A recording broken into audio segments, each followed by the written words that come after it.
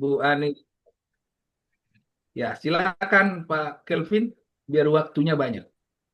Oke, terima kasih Bapak Ibu semua. Kita akan memulai kelas ya. Seperti yang tadi Pak dosen Pak Rudi sudah arahkan, penanggung jawab kita bahwa hari ini akan adanya diskusi saja begitu karena Pak Theo Thomas berhalangan untuk hadir. Nah, tetapi agar diskusi itu terjadi, kita perlu adanya presentasi ya, kelompok satu dan kelompok dua. Berarti kelompoknya Pak Franz, saya, Bu Mary, ya, dan Pak Edward itu kelompok dua. Kemudian kelompok satu Pak Toga, kemarin Pak John dan teman-teman ya yang sudah baru-baru juga. Nah, kemungkinan siapa dulu yang mau memulai? Dan nanti langsung kita mulai juga dengan berdoa. Atau kita mulai berdoa dulu kali ya. Yuk, mari kita bersatu di dalam doa. Terima kasih Tuhan untuk sore ini di mana Engkau memberikan kami kesempatan Tuhan untuk kembali berdiskusi Tuhan. Untuk kami mendapatkan hikmat daripada Engkau. Berbicaralah Tuhan melalui setiap kami dan sertai untuk diskusi kami Tuhan. Sama-sama membangun iman kami untuk kami terus percaya, terus punya keyakinan yang semakin dalam. Bagaimana kami mengembalikan uh, orang-orang Tuhan yang di tempat kami masing-masing, di mana Engkau percayakan di dalam kehidupan kami.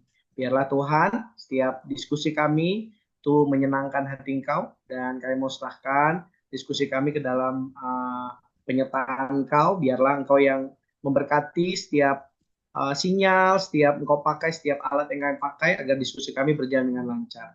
Saya mau memulai diskusi kami. Saya mau serahkan doa kami dalam tangan Engkau. Dalam nama Tuhan Yesus Kristus, kami telah berdoa. Haleluya. Amin.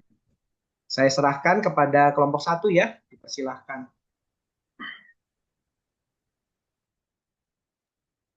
Silakan Pak John.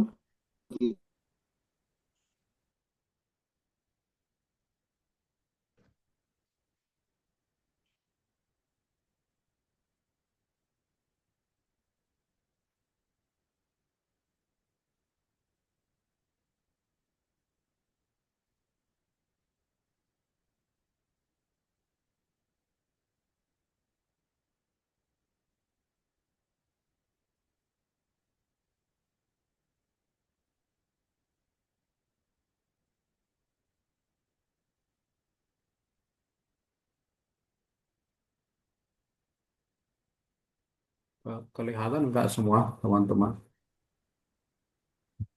Kelihatan Pak. Kelihatan Pak. Ya. Oke, kita akan presentasikan secara singkat dulu. Nanti kita akan Kelihatan, Pak. dalami sama-sama setelah kita selesai ini ya. Ini kami kelompok satu, ini dapat tugas analisis kerajaan Allah dalam perjanjian lama dan perjanjian baru. Analisis ini sebenarnya kita batasi dalam analisa biblika. Jadi ini sebenarnya berpatokan hanya kepada teks asli dan konteksnya. Jadi kita berusaha masuk di situ, tetapi memang terbatas secara literatur. Tapi ini yang kita bisa buat di kelompok kami ada Ibu Ari, ada Pak Dana, ada Pak David, ada Pak Herlon, saya sendiri, Pak Panca, dan Pak Toga.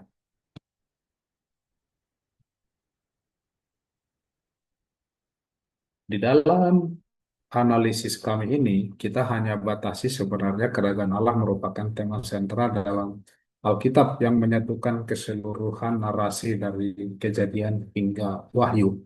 Jadi kalau kita bicara sebenarnya sejak kejadian sampai wahyu, kerajaan Allah itu sendiri sudah ada di sana. Jadi itu justru sentralnya. Tema ini mencakup pemerintahan Allah yang berdaulat atas ciptaannya, khususnya atas umatnya, di tempatnya, di bawah aturan dan berkatnya. Jadi kami mengambil uh, analisis ini berdasarkan pemodelan yang dirangkum oleh Goldsworthy dalam formula yang disingkatkan, disimpulkan seperti ini: God's people in God's place under God's rules and blessings. Jadi ini menjadi pola daripada analisa kami, kerangka analisa kami dari awal sampai akhir berdasarkan kerajaan Allah dalam Perjanjian Lama. Istilah utama dalam bahasa Ibrani, dia berbicara Malkut, berarti pemerintahan atau kedaulatan. Ini berfokus pada aktivitas seperti memerintah, bukan hanya wilayah, lebih fokus kepada uh, aktivitasnya. Jadi bukan teritori yang dititik beratkan di dalam kata Malkut ini. Melek berarti raja yang memerintahnya, oknum yang memerintah. Jadi perasa Tuhan adalah raja di Mazmur 93 tidak temukan ayat 1, 97 ayat 1, 99 ayat 1. Bahkan kita temukan juga di Mazmur 103, ini lumayan banyak. Di Daniel juga kita temukan, Yesaya kita temukan. Kalau di Yesaya 52 ayat 7 ada juga dikatakan, Allahmu itu raja. Jadi itu berbicara juga tentang tadi Melek. Jadi itu Zakaria 14 ayat 9 juga Tuhan akan menjadi raja atas seluruh bumi. Itu juga berbicara tentang Yahweh Melek. Pola awal di Taman Eden sebenarnya sudah terlihat. Umat Allah atau God's people, Adam dan Hawa diciptakan menurut gambar Allah. Jadi ini menjelaskan bahwa mereka adalah umat Allah, gambarannya Allah sendiri. Imago Dei, kalau kita belajar waktu kita belajar di itu juga ya di apa? Di introduksi atau tafsir Perjanjian Lama. Tempat Allah, God's place, Taman Eden menjadi pusat hadirat Allah di bumi. Di tempat inilah menjadi di mana kita tahu sebelum kejatuhan bagaimana hubungan antara umat Allah dan Allah itu sendiri. Inilah salah satu hubungan yang paling intim yang pernah kita temukan di Alkitab. Dan pola inilah pola kekal masih waktu itu. Kemudian di sana berlaku aturannya Tuhan. Juga berkatnya Tuhan. God's rules and blessing. Mandat budaya, kita tahu mandat yang diberikan kepada umat Allah, di mana mereka itu berkuasa, diberikan mandat memelihara, menjaga, dan mengelola semuanya. Perintah larangan makan dari pohon pengetahuan ini juga adalah menentukan berkatnya mereka, kematian atau kehidupan. Itu sudah diatur di dalam Taman Eden. Ini adalah pola awal, bahkan inilah pola kerajaan Allah sebenarnya yang paling bisa dan jelas di dalam perjanji, di dalam Alkitab yang bisa kita apa ya, kita bisa bayangkan ya, visualisasikan. Nanti akan ada memang sampai wahyu yang bersifat dia apa ya, bersifat penglihatan, tetapi tidak se apa ya, tidak selugas ini atau sejelas ini. Jadi Eden menjadi prototipe kerajaan Allah. Umat di hadiratnya menikmati berkatnya di bawah pemerintahannya. Kemudian kejatuhan terjadi, ini merusak pola ini. Sejak itulah di Alkitab kita temukan bagaimana janji pemulihan dimulai melalui benih perempuan yang kita sebut Kejadian 3:15 proto evangelio. Dari situ telah dinubuatkan, dari situlah bergulir terus dan nanti kita tahu di kitab Wahyu lah semuanya itu juga dijelaskan bagaimana akhirnya. Perjanjian juga seperti yang kita pelajari, ini juga berbicara tentang bagaimana proses pemulihan kembali kerajaan Allah ini. Di dalam perjanjian Nuh, kita juga udah belajar di kemarin juga, menjamin stabilitas ciptaan sebagai panggung sejarah keselamatan.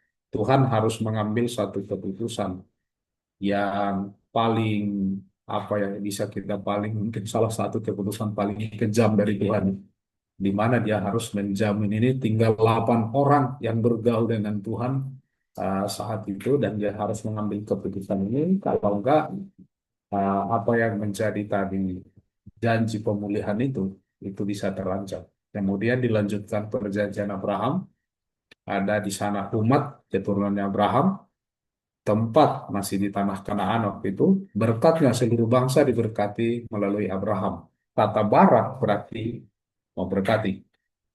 Perjanjian dengan Musa ini dilanjutkan, kita juga sudah belajar di teologi Biblika. Israel disebut Mamleket Kohanim. kerajaan imam. Tauratlah menjadi hukum kerajaan.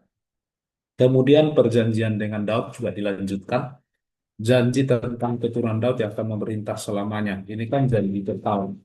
Ini bukan tentang janji jasmani, pastinya ini pasti janji rohani.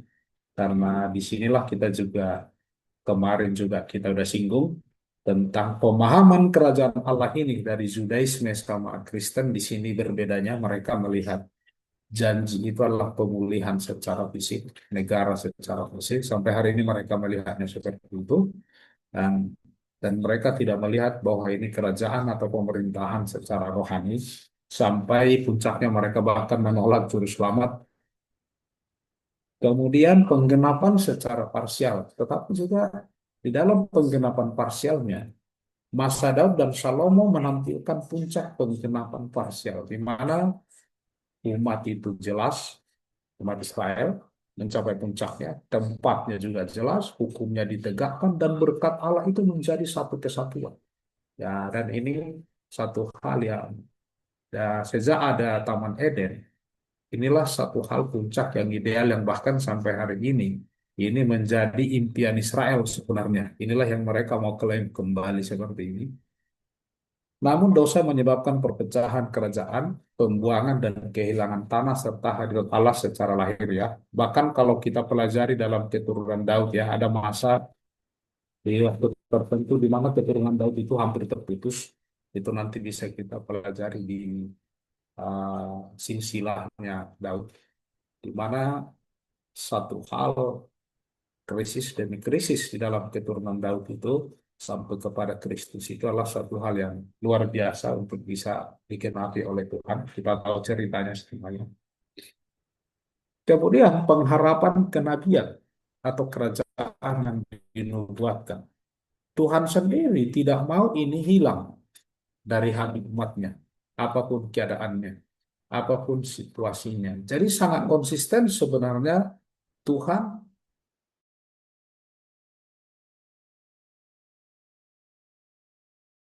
terjadi pola itu di dalam umatnya.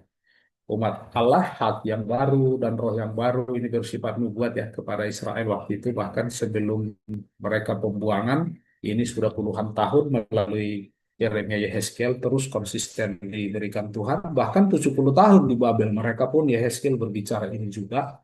Tuhan tidak mau ini hilang dari memorinya mereka. Ini tidak hilang dari pengharapannya mereka. Tempat Allah, Tuhan sendiri kalau kita lihat, memang terbatas ya pemahaman umat Israel.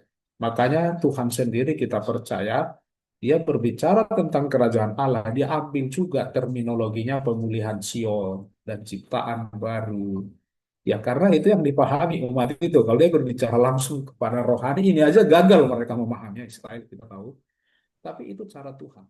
Aturan dan berkat Allah ini juga konsisten. Hukum Allah tertulis di hati, damai dan keadilan kekal. Bahkan kalau kita bisa gali lebih jauh sebenarnya, ketika kedatangan Yesus sebenarnya harusnya ini menegaskan. Bahkan penghancuran bait Pak, Allah sorry Pak. Suaranya hilang, Pak. hilangnya. Makin nggak jelas suaranya. Sudah Pak, sudah oke. Ini jelas ya? Ah ya, jelas.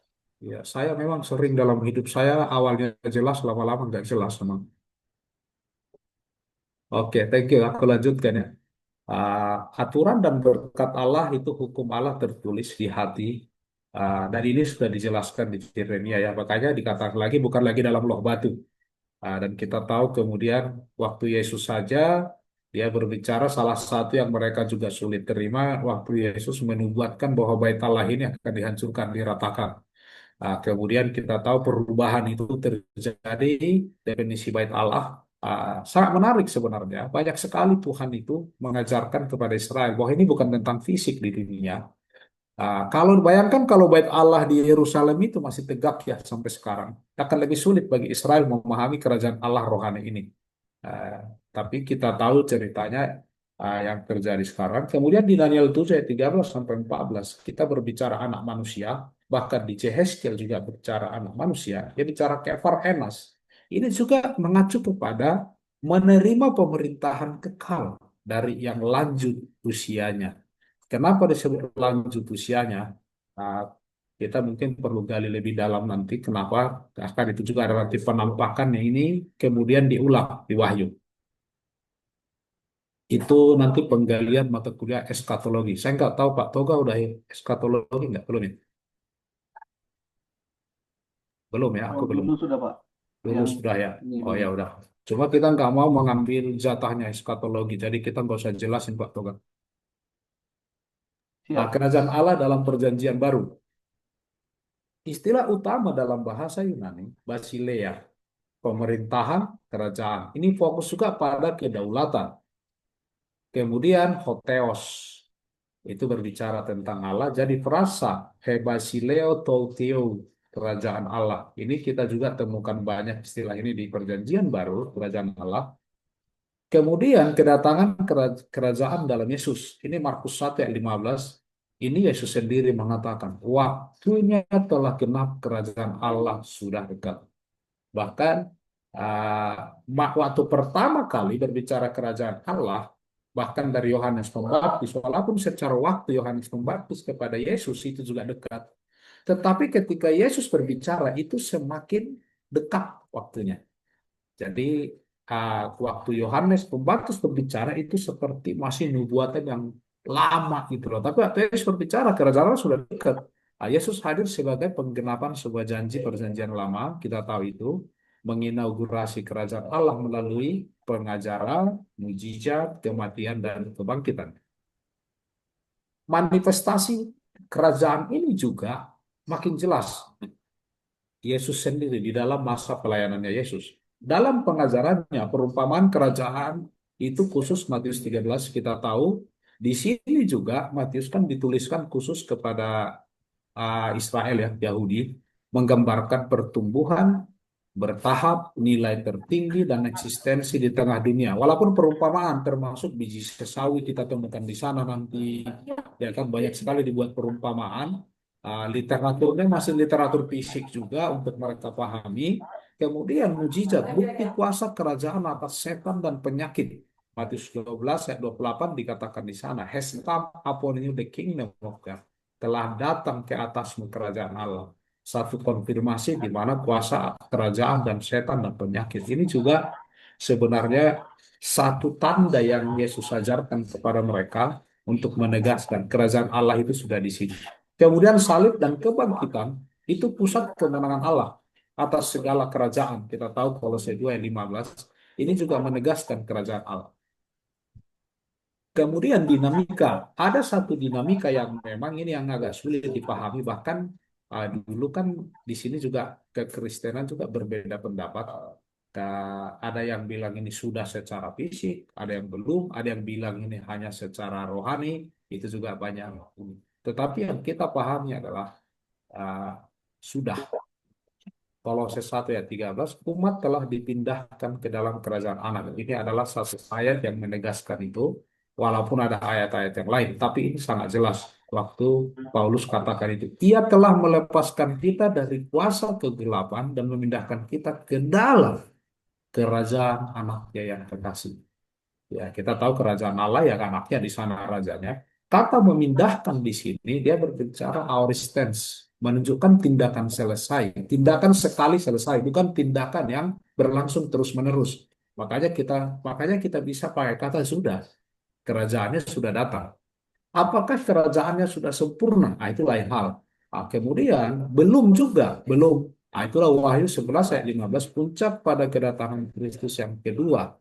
Pemerintahan atas dunia dipegang oleh Tuhan kita dan Dia yang diurapinya dan Dia akan memerintah sebagai raja sampai selama-lamanya. Ini berbicara apa ya? Eternal time, waktu kekal, penggenapan akhir. Jadi kerajaan Allah sudah datang dibawa oleh Yesus ke bumi, tetapi terus sedang berlangsung sampai penyempurnaannya nanti adalah ketika kedatangannya kedua kali. Kemudian Kristus sebagai penggenapan seluruh perjanjian. Kita tahu di dalam seluruh perjanjian yang ada tadi mulai dari Nuh, Adam, semua Musa, kemudian Daud, penggenapannya adalah di dalam Yesus. Makanya disebut dia Adam yang baru, taat sempurna. Abraham sempurna, Musa yang lebih besar, Daud yang kekal, imam perjanjian baru, penebus yang sempurna. Ini di dalam mengacu kepada Yesus. Nah, gereja dan eskatologi, kita menyinggung sedikit ke eskatologi, gereja dan masa depannya. Kelangsungan gereja, ketika zaman gereja sampai sekarang, present time sampai future. Umat Allah adalah bangsa yang kudus, imamat yang rajani, 1 Petrus 9. Tempat Allah hadiratnya melalui Roh Kudus, kita sendiri ditegaskan bait Allah.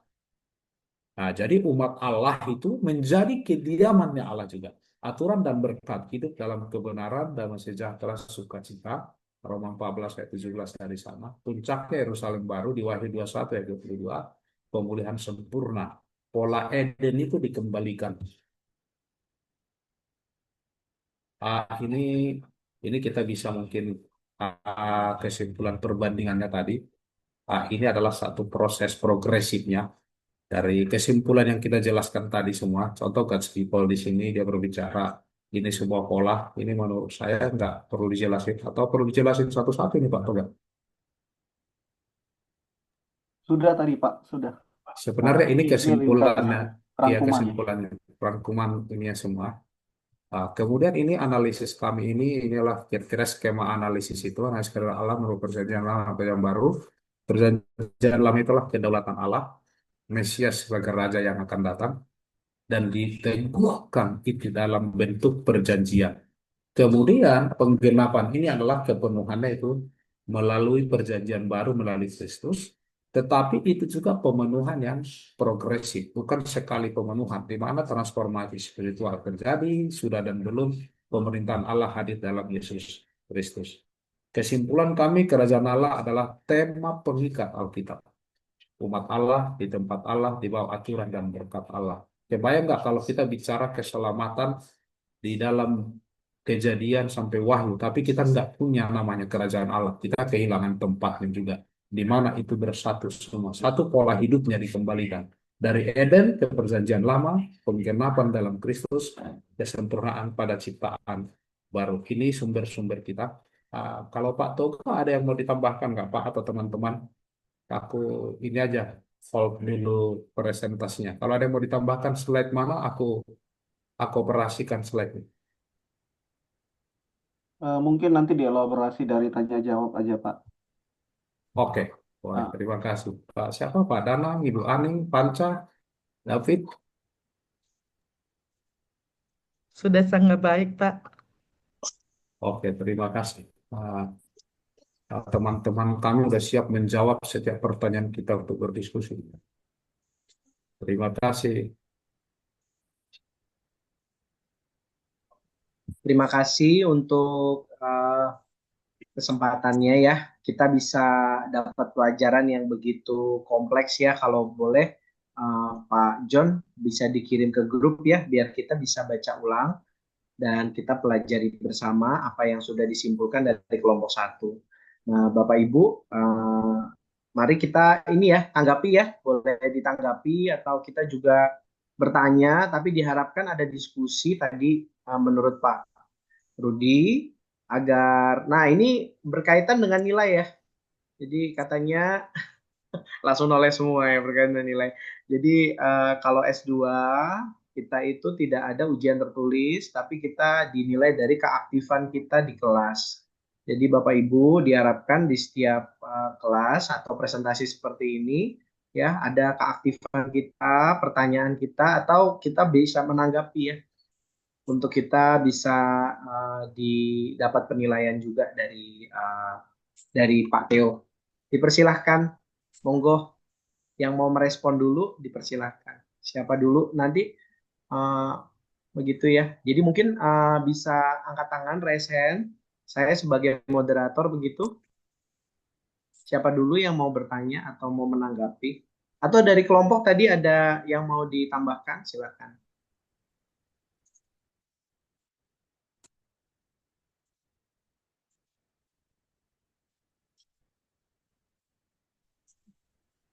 Ada?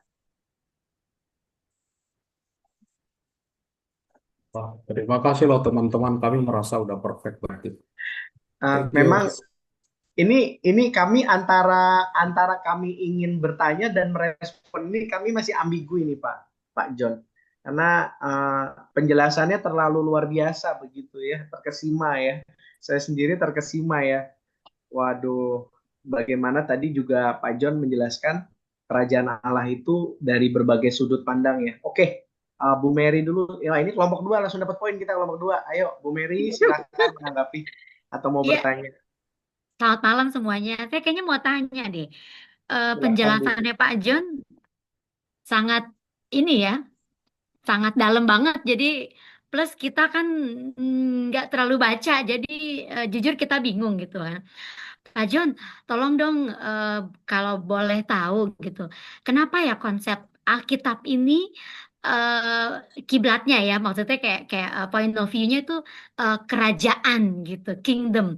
Kenapa nggak kayak government gitu, demokrat? Nah, boleh nggak sharing best apa dari apa secara Bible-nya gitu, biblical-nya tuh ada ayatnya kah gitu? Apakah memang Tuhan itu harus raja ataukah presiden, government atau apa? Menurut kelompok satu gimana? Thank you. Ayo teman-teman ditanggapi para raja-raja.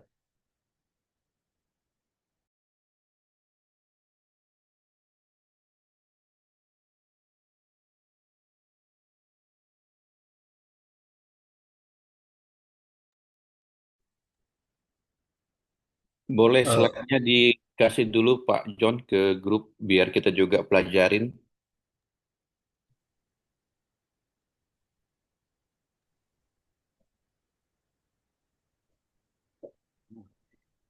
Baik, Bu Berry, terima kasih untuk pertanyaannya. Shalom, salam kenal teman-teman, nama saya Toga.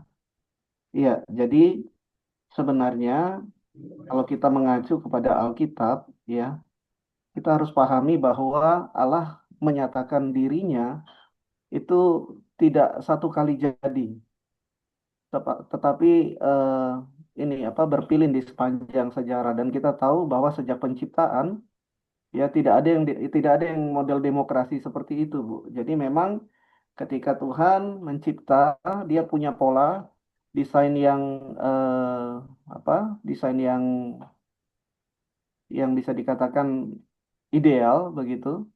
Makanya tadi polanya ketemu eh, God's people in God's place under God's rules and blessing. Ya, itu tema yang sebenarnya pola yang akan konsisten kita temukan di dalam keseluruhan Alkitab. Nah, mungkin pertanyaan yang lebih tadi baik sekali pertanyaannya, tapi pertanyaan yang mungkin lebih menantang adalah bagaimana mungkin di dalam kurun waktu ribuan tahun penyataan itu, tetapi kok konsisten temanya? Apakah ini cocokologi atau bagaimana? Begitu ya. Ah, baru nanti saya akan bicara menanggapi pertanyaan yang dari Ibu Mary tadi. Ya, kita tahu bahwa Alkitab kita itu eh, ditulis dalam kurun waktu 1.500 tahun, ya penulisnya beda-beda dan didekati per kitab, ya itu yang tadi disampaikan oleh Pak John, tekstual dan kontekstual harus ketat di sana. Namun tanpa di tanpa disadari juga bahwa ternyata tema ini konsisten terus ditemukan, baik kalau mau apa mendekati Alkitab secara kanon maupun secara secara kronologis, ya itu akan konsisten ditemukan tema itu. Nah, lalu bentar ya, ini ada distraction.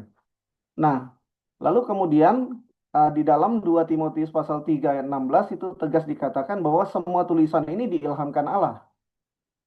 Lalu 2 Petrus 1 ayat 21 dikatakan bahwa oleh dorongan Roh Kudus orang-orang berbicara atas nama Allah. Nah, keyakinan bahwa ini adalah selain ditulis oleh manusia tetapi diinspirasikan oleh Allah, ya, dan Roh Kudus sebagai editor agung, maka akhirnya sampailah kepada satu eh, kesimpulan bahwa memang ya inilah tema yang yang mengikat semuanya dari awal sampai akhir. Ya, lalu kita lihat bagaimana konsep covenant itu terus bergerak. Kemarin sudah dijelaskan oleh Pak Theo juga. Dan puncaknya, Yesus sendiri menegaskan bahwa dia adalah penggenapan dari covenant itu. Ya, semua klimaksnya sampai kepada satu kesatuan grand naratif itu yaitu satu kisah penebusan. Dan kisah penebusan ini mengambil tempat di dalam konteks kerajaan Allah. Ya, sekali lagi kenapa kerajaan? Karena dari awal memang itulah model pemerintahan yang paling tua. Model pemerintahan yang paling tua. Sejak awal dibawa kepada kejadian, lalu ini dituliskan kepada orang Israel yang baru saja diperbudak di Mesir yang juga konteksnya adalah kerajaan. Agak lucu kalau misalnya tiba-tiba ada parlementer di sana. Ya, mungkin kita jadi bingung begitu. Bagaimana ini bisa masuk di dalam sejarah jadi anakronisme di sana begitu. Nah, inilah yang kemudian eh, apa di dijalin sampai akhirnya kita menemukan bahwa tiap-tiap kitab itu walaupun ada penekanan-penekanan masing-masing ya seperti apa model kerajaan Allah yang dipropos tetapi kita melihat kesinambungannya sampai pada puncaknya. Mungkin itu dulu sedikit yang saya bisa bagikan. Nanti kita bisa elaborasi lebih dalam lagi. Terima kasih Bu Mary. Saya harap menjawab. Atau bagaimana? Makasih Pak Toga. Ya, sama-sama Bu. Silakan Pak Edward untuk bertanya atau menanggapi. Terima kasih.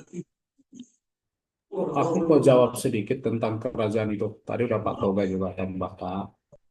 Tapi kita harus mengerti, tadi kalau kita bicara tentang pemerintahan tadi, ah, kalau kita lihat tadi pemerintahan, hubungan antara kita dengan Tuhan, itu bukan hubungan yang ini loh sejak awal. Jadi ini, dia adalah Allah yang Maha Kuasa, dia kita cipta. Kalau ini masuk kepada pemerintahan, kita buatlah masalah, kita buatlah dalam inti perjanjian atau inti hubungan. Kalau dia bicara raja, ini kan salah satu aspek. Berarti ini berbicara kedaulatan. Jadi di dalam hubungan kita dengan Tuhan, kedaulatan itu tidak hilang loh. Tuhan berdaulat, ya kan? Bahkan konsep sejak awal sampai perjanjian baru, kacamata Tuhan, perspektif Tuhan hanya ada dua kerajaan. Kerajaan dunia dan kerajaan Allah. Itu konsepnya Tuhan sejak awal. Jadi peperangan terjadi kerajaan dunia, kerajaan Allah. Jadi kalau kita bicara di sini tadi, kenapa pemerintahan Tuhan adalah bentuknya kerajaan? Karena di dalam kerajaanlah kedaulatan Tuhan itu mutlak, tapi tidak sewenang-wenang. Gitu. Jadi ketika kita punya perjanjian sama Tuhan, makanya disebut covenant, bukan kontrak. Kalau kontrak kan antara dua yang sejajar, setara. Jadi ini Ibu Vernis bisa di ini dulu nggak di silent mute. Ada yang bisa mute nggak? Itu. Nggak bisa ya, Ibu Vernis. Bu Ani co-host Pak John mungkin bisa Oke. dibantu. Ya, Bu Bisa, Ani. ya, Oke. ya, saya Nah, siap jadi bantu. Oke. Oke. Jadi dari yang Ibu Mary tadi, ya bahkan kalau kita lihat dari katanya Basilea itu bicara kedaulatan. Fokusnya bahkan kedaulatan Tuhan di dalam kerajaan ini. Bahkan ketika dia nanti ke gereja pun, kita tahu gereja kan dikatakan juga alam maut tidak menguasainya. Itu kan tentang kedaulatan Tuhan di sana. Jadi kalau dikatakan sistem pemerintahan Tuhan kenapa kerajaan bukan demokrasi, pertanyaan saya kalau pemerintahan Tuhan demokrasi, selesai kita. Karena dosa manusia itu aja udah kerajaan aja, dosa pertama dari manusia lah ingin sama seperti Tuhan. Jadi kedaulatan Tuhan itu tetap ditegaskan di dalam kerajaan Allah, dan kedaulatan Tuhan itulah yang memulihkan kerajaan Allah. Jadi kedaulatan itu tidak boleh hilang, dan kita bersyukur dia adalah raja yang berdaulat, tapi tidak sewenang-wenang. Jadi aku percaya itu, dan bentuk perjanjian kita dengan dia covenant. Kita tahu bentuk covenant itu kan surjein apa gitu istilahnya itu. Waktu dia buat perjanjian dengan kita bukan perjanjian sejajar loh, perjanjian dari pihak Tuhan kepada kita. Makanya disebut perjanjian, bukan perjanjian kontrak antara dua pihak. Jadi perjanjian kekal. Jadi itu sebenarnya ininya Tuhan. Jadi itu yang dari saya. Ya, mungkin menambahkan sedikit lagi ya, Bu ya. Jadi bukan berarti ketika kedaulatan Tuhan itu mutlak, lalu kemudian manusia mutlak tunduk juga.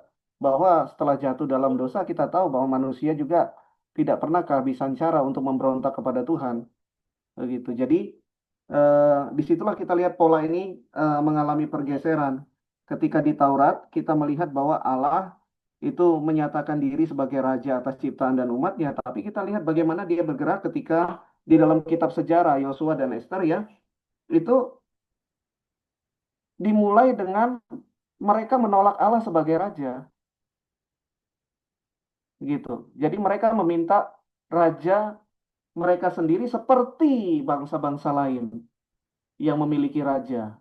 Ya, itu sebabnya kemudian Tuhan menyuruh Samuel untuk mengurapi Saul, raja yang mereka pilih. Ya, tentunya kisah itu akrab sama kita. Dan Samuel begitu marah, Tuhan bilang kepada Samuel, bukan kamu yang ditolak, aku yang mereka tolak, kata Tuhan. Nah, tetapi kita lihat bagaimana Tuhan tidak pernah juga kehabisan cara untuk menegaskan bahwa dialah raja sesungguhnya. Maka kemudian dia memilih Daud yang tidak populer begitu ya, tidak menjadi pilihan yang utama, tetapi dia memilih Daud karena Tuhan melihat hati, dan di sana Tuhan menegaskan kerajaan yang kekal itu miliknya itu akan dia berikan melalui keturunan Daud. Itu dalam 2 Samuel pasal 7 ayat 12 sampai 16. Ya. Nah, lalu dalam 1 Tawarik pasal 29 juga ditegaskan bahwa kuasa, kemuliaan, dan pemerintahan itu milik Allah. Itu milik Allah. Ya, ada penegasan itu. Jadi, kerajaan Daud itu adalah bayangan dari kerajaan Allah yang sempurna, tadi yang dikatakan oleh Pak John. Pola itu muncul lagi sebagai pola yang ideal. Ya, walaupun tadinya teokrasi, lalu kemudian menjadi monarki, tetapi raja di sana menjadi wakil dari Allah sebagai raja yang sesungguhnya. Kita ingat bahwa manusia diciptakan menurut gambar dan rupa Allah. Manusia menjadi wakil dari Allah sebagai raja yang sesungguhnya. Kembali pola ini ya muncul ya. Jadi kerajaan Daud itu adalah bayangan dari kerajaan Allah yang sempurna. Allah tetap raja meskipun memakai raja manusia sebagai wakilnya di tengah-tengah dunia ini. Nah, mungkin itu sedikit tambahan dari saya.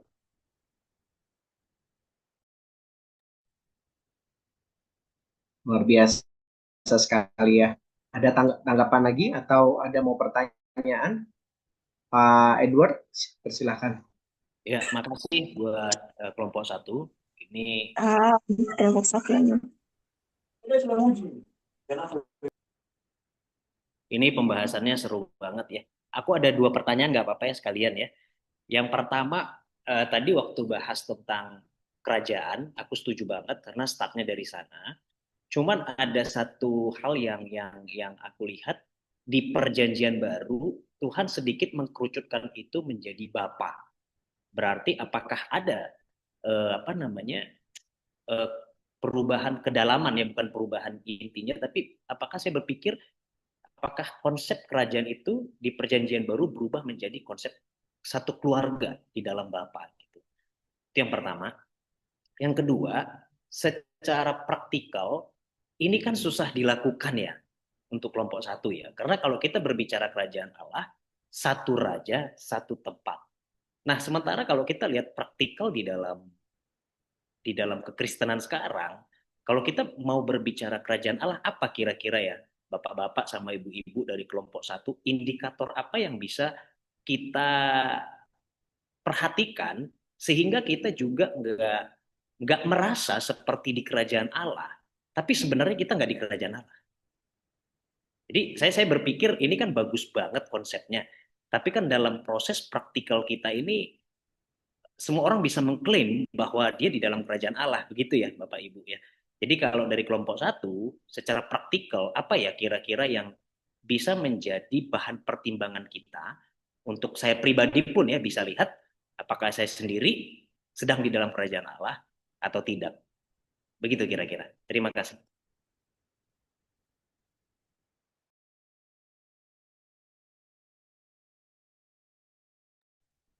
Silakan, mungkin teman-teman ada yang mau eh, menjawab. Nanti pertanyaan kedua mungkin saya bisa ini Pak ya. Terima kasih.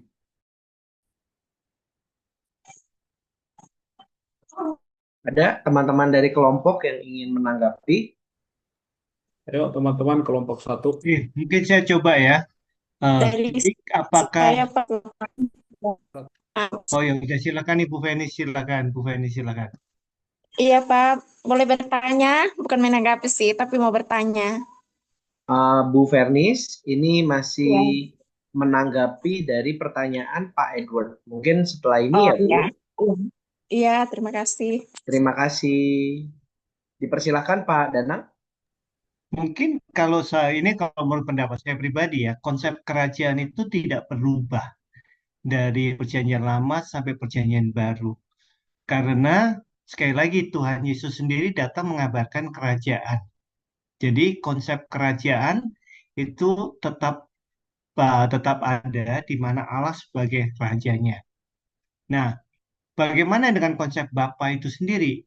Kalau di sini saya melihat bahwa ini adalah mungkin kita harus kita pisahkan sedikit antara konsep kerajaannya dan Bapa, karena Bapa di sini ada menunjukkan hubungan antara Yesus dengan Allah Bapa, di mana itu menunjukkan Trinity-nya itu sendiri, kedekatan hubungan antara Bapa, Anak, dan Roh Kudus. Nah, ini yang dianggap sebagai satu keluarga. Ini adalah bayangan jemaat yang nantinya akan dibangun yang diberi sifatnya keluarga, yang sifatnya relationship. Jadi, secara kedaulatan, secara otoritas, Tuhan adalah tetap menjadi rajanya. Itu menurut pendapat saya pribadi. Jadi, soal Bapak akan berubah? Enggak. Tapi itu menunjukkan kedekatan relationship, bagaimana Tuhan mau memberikan model bahwa di dalam kerajaan Tuhan, hubungan satu sama lain adalah hubungan keluarga, sebuah relationship, tetapi kedaulatan tetap di tangan Tuhan. Nah, kalau pertanyaan yang kedua, eh, apa sih tadi lupa saya jadi. Pertanyaan kedua tadi, lupa saya. Udahlah biar Pak Toga aja deh yang menanggapi. Bentuk praktisnya Pak. Pertanyaan kedua tadi bentuk ya praktis ya, oke. praktis ya. Kalau betul. Nah, ini adalah sebenarnya pengaruh daripada perkembangan histori atau sejarah, di mana kekristenan itu kan kemudian pecahnya berkali-kali ya. Pertama dari Ortodoks dan Roma, kemudian dari Roma menjadi pecah lagi Protestan, dan masing-masing mengklaim bahwa mereka masing-masing ada di dalam kerajaan yang benar.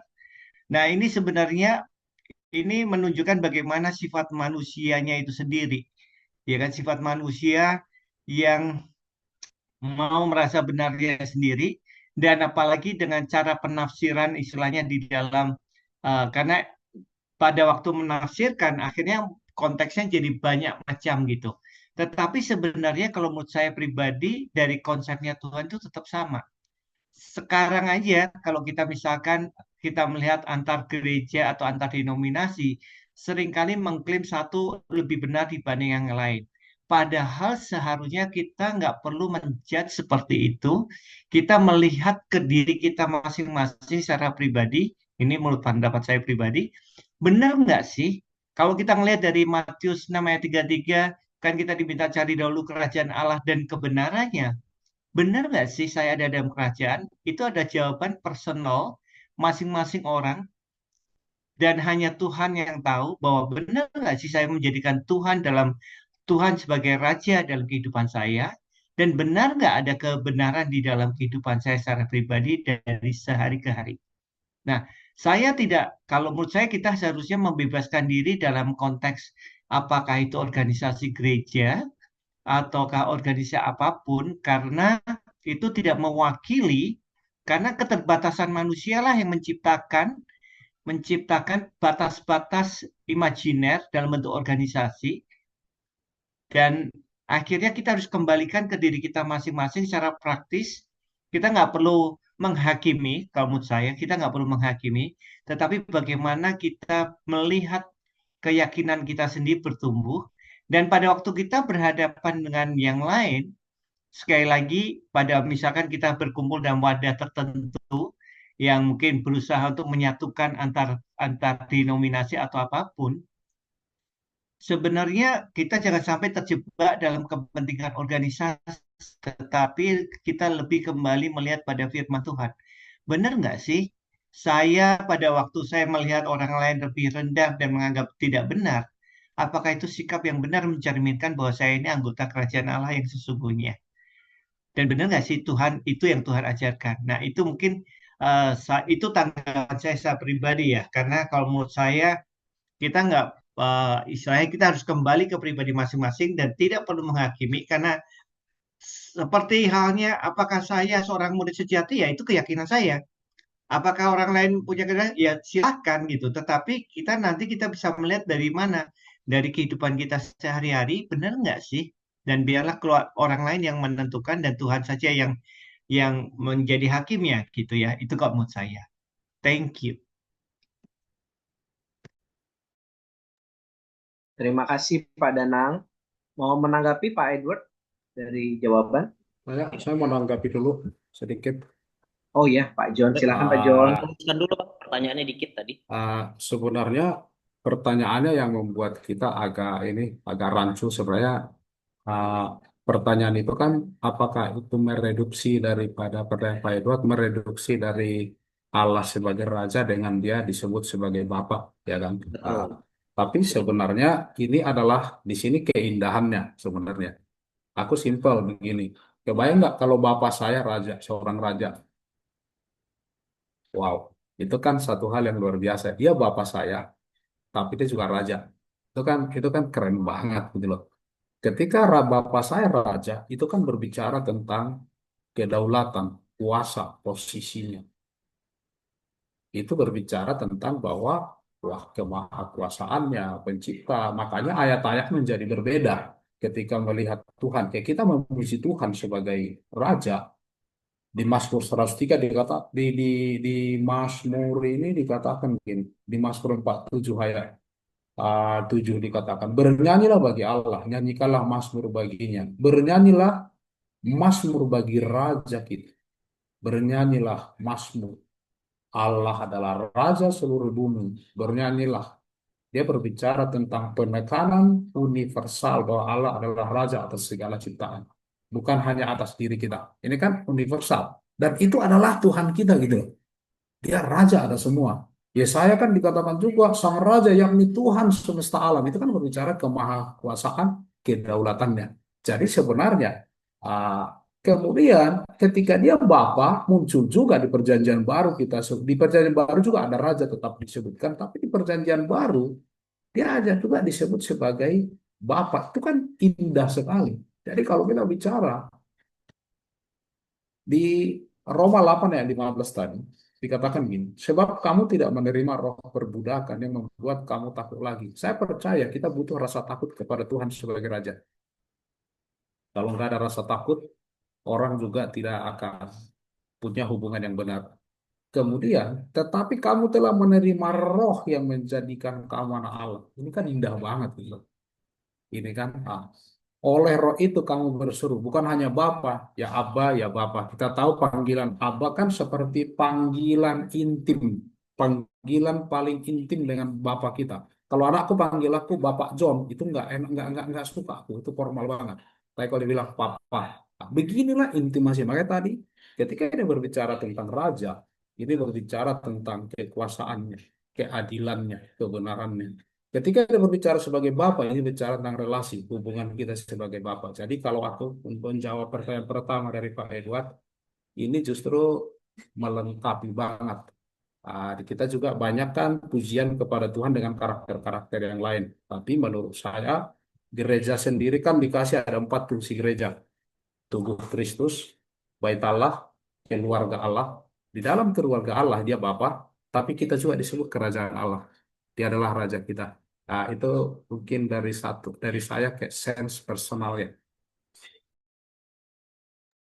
Jadi kalau saya lihat Pak, berarti kita ini masuk perjanjian baru seharusnya lebih bersyukur ya Pak. Jadi kita lebih memiliki gambaran yang lebih lekat dan dekat dengan kita. Karena di perjanjian lama tidak ada disebut dengan jelas Bapa itu. Kayak gitu. Terima kasih ya Pak John dan Pak Danang untuk penjelasannya. Lebih personal, lebih personal. Kalau di perjanjian lama lebih berasa antara umat dan Tuhannya, gitu ya. Tapi di sini kita lebih. Ya, Shalom Pak, izin menambahkan.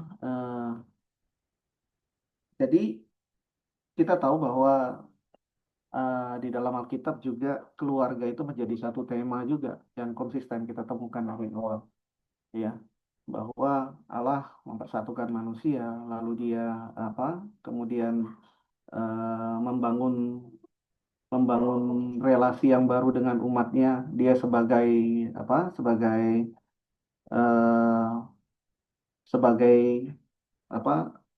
sebagai Allah, tetapi kita itu sebagai pengantinnya, ya, yang Dia inginkan dengan cemburu. Nah, menunjukkan bahwa ini adalah hubungan yang eksklusif, begitu, yang tidak boleh ada ketidaksetiaan di dalamnya. Nah, pola-pola itu juga ketemu.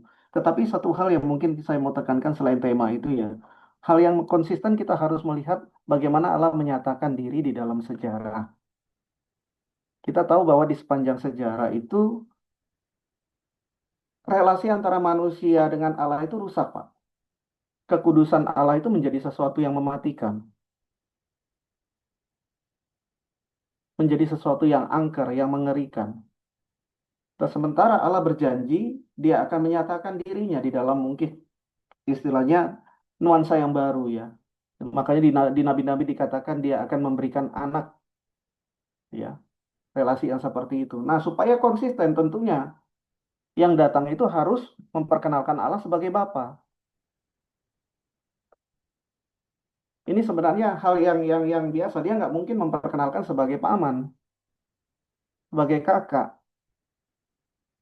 Nah, tugas Yesus itu selain Dia sebagai penyataan sempurna puncak dari Allah menyatakan dirinya, tetapi Dia juga sedang memperkenalkan kepada umat perjanjian baru itu Allah yang dulu mereka pahami, Allah yang tadi berdaulat, kudus, sempurna, itu juga Allah yang sebenarnya dekat,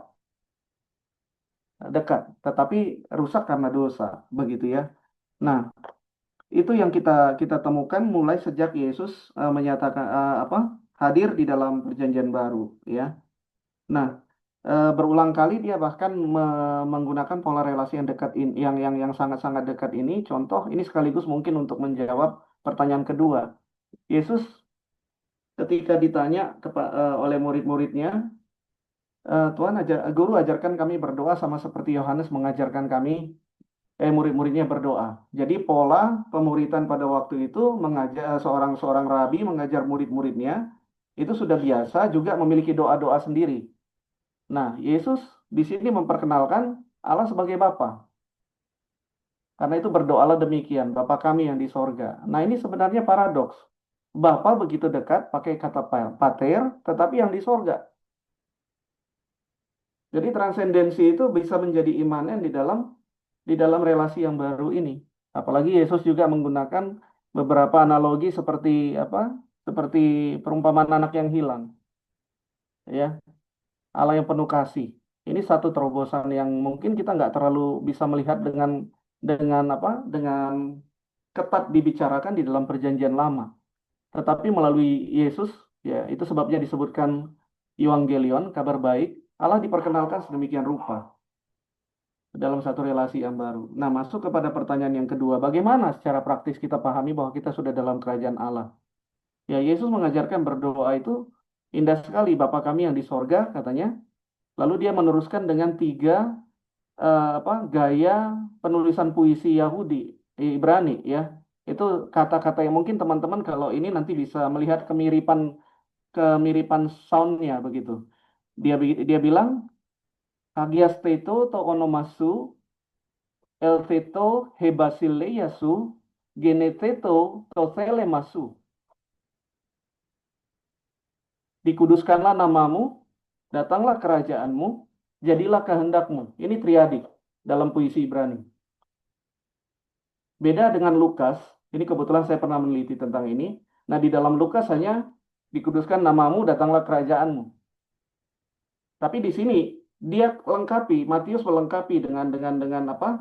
Pola sastra Yahudi sastra Ibrani yang tidak mengubah arti. Maka kita tahu bahwa puncak dari arti apa dikuduskan nama Tuhan itu apa? Terus kemudian datanglah kerajaan Tuhan itu apa? Tadi yang Bapak bilang kan? Bagaimana kita memahami bahwa kita dalam kerajaan Allah? Ya. Lalu kemudian di puncaknya itu jadilah kehendakmu. Oh, ternyata bagaimana kita bisa tahu bahwa kita sudah ada di dalam kerajaan atau melakukan kerajaan Allah, hidup sebagai warga negara kerajaan Allah walaupun kita di dunia? Yaitu mendatangkan kerajaan Allah di tengah-tengah dunia. Mendatangkan kehendak Allah di tengah-tengah dunia. Ini yang kemudian menjadi mata kuliah lain lagi, etika kerajaan Allah. Bagaimana murid-murid Kristus bisa hidup ya sesuai dengan kehendak Allah di dalam konteks hidupnya masing-masing, menghadirkan kehendaknya sebagai kehendak yang memerintah bagi hidup kita tentunya dan berdampak bagi orang-orang di sekitar kita. Makanya kita nggak heran sebenarnya kan ada perdebatan macam-macam yang tadi udah disampaikan teman-teman. Tetapi kita juga udah tahu bahwa ada juga yang kita kenal dengan istilah Kristen nominal atau Kristen KTP. Lalu kemudian tren sekarang itu pemuridan. Bukan hanya penginjilan, karena kalau penginjilan saja itu menambah secara statistik jumlah orang beragama Kristen, tetapi bukan pengikut Kristus. Nah, menjadi pengikut Kristus inilah yang menarik kita sampai kepada menghadirkan tanggung jawab, menghadirkan kerajaan Allah di tengah-tengah dunia ini, yaitu dengan melakukan kehendaknya. Kehendaknya apa? Udah tahu kita kayak apa di dalam apa Injil begitu jelas begitu. Di dalam Injil begitu jelas bagaimana kita harus mengasihi Allah, mengasihi sesama, ya. Lalu bagaimana kita sebagai wakil Kristus, citra Allah, memuridkan orang lain untuk menjadi citra Allah juga. Kalau saya mau sederhanakan lompatannya itu kira-kira seperti itu. Dan Yesus tahu bahwa masalah terbesar kenapa kita tidak bisa menjadi citra Allah ya karena dosa. Tetapi Yesus bilang, aku selesaikan di kayu salib. Jadi sekarang hiduplah sebagai citra Allah, kan begitu kira-kira. Maka Paulus bisa mengatakan, ikutilah teladanku sama seperti aku mengikuti teladan Kristus. Nah, jadi kalau kita mau tarik, ya memang agak ketat. Kalau kita mau tarik, ya memang seketat itu harusnya menjadi pengikut Kristus, menjadi murid Kristus. Tapi ya sekali lagi, kalau kita udah bicara organisasi, ya kembali kepada organisasinya. Batasan-batasan yang diberikan seluas apa gitu untuk mengakomodir untuk menerima, lalu untuk apa? Mungkin bisa dikatakan itu akhirnya nanti jadi proses pemuridan ke belakangnya, yang penting terima dulu atau bagaimana kita nggak tahu. Masing-masing gereja punya wisdom sendiri untuk itu. Tetapi kita tahu bahwa setelah kita menjadi murid Kristus, kita harus digerakkan oleh kehendak Allah. Harus ke sana lagi. Baru kerajaan Allah itu hadir di tengah-tengah dunia ini. Di dalam di dalam progresnya itu tadi. Ya, already dan not yet-nya itu tadi, yang tadi udah dijelaskan oleh Pak John. Penyempurnaannya ya nanti langit dan bumi yang baru ketika Yesus datang ke dalam dunia. Oke, mungkin itu sedikit tambahan dari saya. Wow, luar biasa kelompok satu ini. Awesome banget ya. Kayaknya ini udah mencakup kelompok 2, jadi kelompok 1 dan kelompok 2 sudah presentasi dan ya, ini sudah kesimpulannya, nanti kita kirim. Oh iya enggak ya? Oke, dilanjutkan, tadi ada pertanyaan dari Bu Vernis, apakah mau bertanya? Dilanjutkan Bu? Iya, Pak. Persilahkan Ibu. Ya, terima kasih untuk kesempatannya yang diberikan kepada saya. Sebelumnya, Pak John, perkenalkan, Saya Vernice Tukang dari STTI Katobelo. Salam kenal Ibu. Iya, yang menjadi pertanyaan saya, apakah kerajaan Allah lebih dulu ada, ataukah Allah sendiri lebih dulu saat pada masa penciptaan saat itu? Mohon dijelaskan, Pak.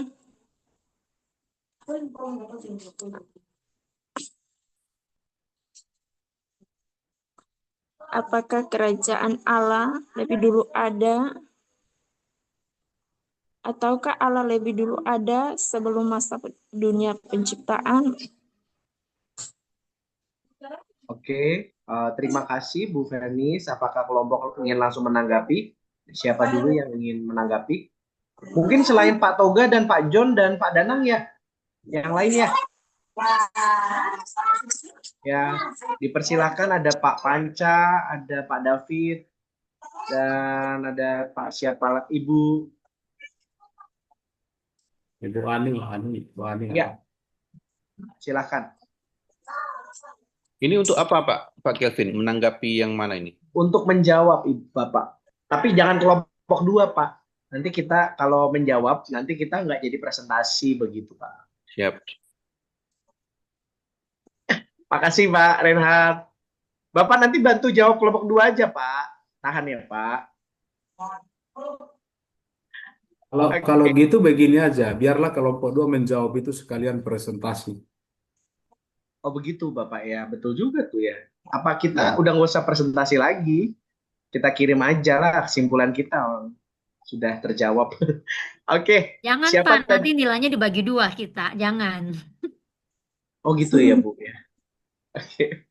Yuk dari pertanyaan Bu Vernis tadi ada yang. Oh Bapak Panca mau jawab? Dipersilakan Pak.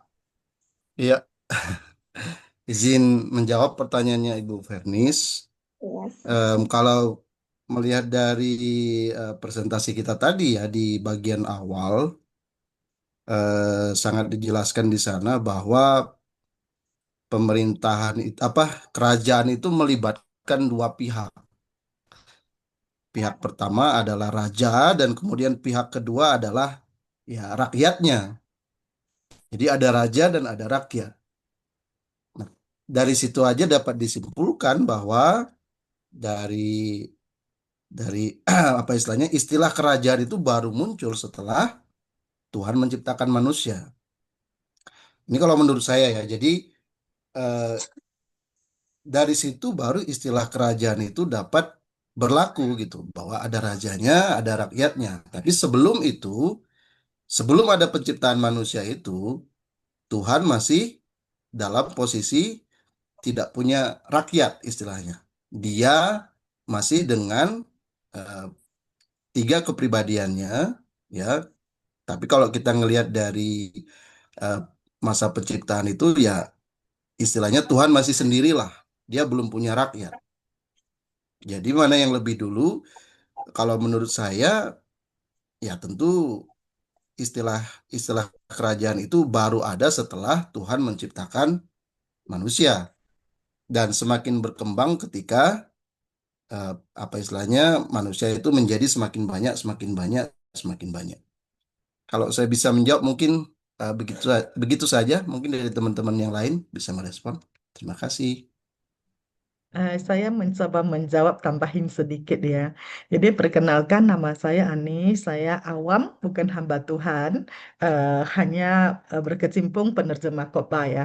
Jadi kadang-kadang belajar sedikit lah teologi dari penerjemahan atau belajar sendiri dari penafsiran. Nah, menyangkut pertanyaan tadi, saya setuju banget dengan dijawab oleh Pak Panca. Apalagi di Kejadian pasal 1 ayat 1 mengatakan pada mulanya adalah firman, firman itu bersama dengan Allah dan firman itu adalah Allah. Berarti awal itu hanya Allah duluan.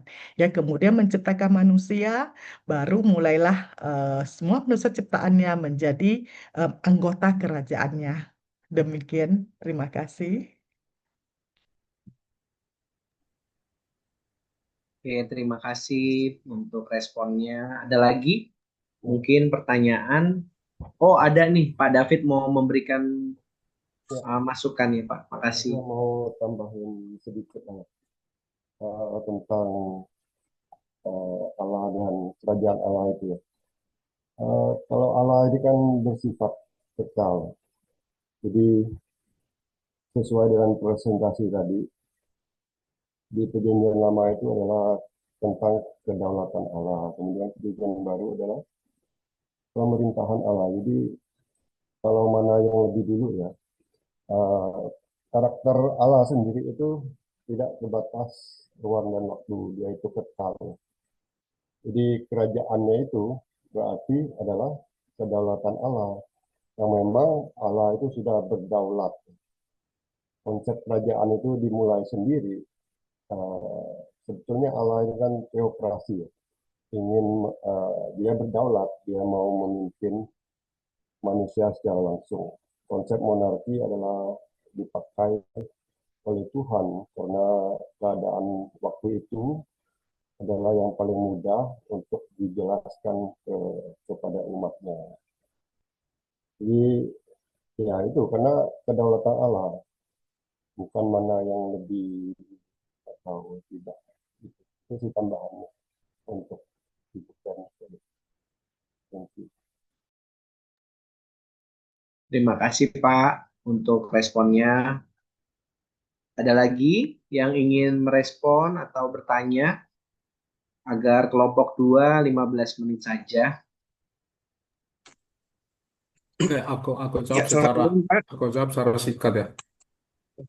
Mewakili kelompok 2. Dipersilakan Pak John, jangan singkat-singkat Pak. Dikeluarkan ilmunya Pak, biar kami bisa belajar. Terima kasih ya Ibu Pernisya. Jadi kalau kita lihat urutannya ya Bu, secara singkat aja. Dikatakan ini urutannya Bu. Allah itu yang menjadikan segala sesuatu. Jadi dia tidak ada yang menjadikan dia, tidak ada yang mengawali dia. Itu konsepnya. Jadi dimulai dengan urutannya begini Bu. Allah yang kekal, kemudian dia dilanjutkan dengan tindakan menciptakan. Kita tahu itu, mulai dari langit, bumi, sampai manusia. Kemudian kemudian ketika ada umat manusia, tadi termasuk tadi di Taman Eden, itu tadi kan titik awal sebenarnya di presentasi kita, tadi udah di titik awal, kerajaan itu adalah prototipe awal di situ. Jadi sebenarnya udah menjawab, ciptaan termasuk manusia, udah ada manusia. Jadi Allah yang kekal melakukan tindakan penciptaan, puncak ciptaan di manusia komplit, barulah Allah memulai pemerintahan. Itu makanya secara teori negara juga kan syarat satu negara berdiri kan ada pemerintahannya, ada wilayahnya, ada rakyatnya, kira-kira gitu. Jadi Allah yang udah pasti Allah duluan Bu. Jadi tidak ada begini, mungkin pemikiran Ibu kali gini, apakah udah duluan ada di surga kerajaan Allah itu, baru ketika dia datang ke bumi, barulah kerajaan Allah itu. Itu kalau dari konsep yang kita di Alkitab, tidak dibuat dulu dari sana, makanya selalu Yesus tadi Pak Toga juga ada jelaskan, ketika di konsep Eden aja sudah di seal ya, ditutup Tuhan, kita nggak bisa lihat secara fisik. Tapi waktu Yesus datanglah kerajaanmu, jadi kehendakmu. Jadi itu menegaskan, kadang-kadang memang pemikiran kita tentang kerajaan juga banyak hal yang kita harus juga berubah. Jadi waktu dikatakan pernyataan ini dikatakan bahwa Allah itu, kerajaan Allah itu bukanlah suatu entitas atau tempat, tetapi kerajaan Allah lebih kepada manifestasi dari kedaulatan dan pemerintahan Allah. Itu yang mungkin lebih jelas ya. Jadi kalau Allah tidak ada dulu, ya nggak akan ada itu. Jadi itu jawaban kami. Terima kasih.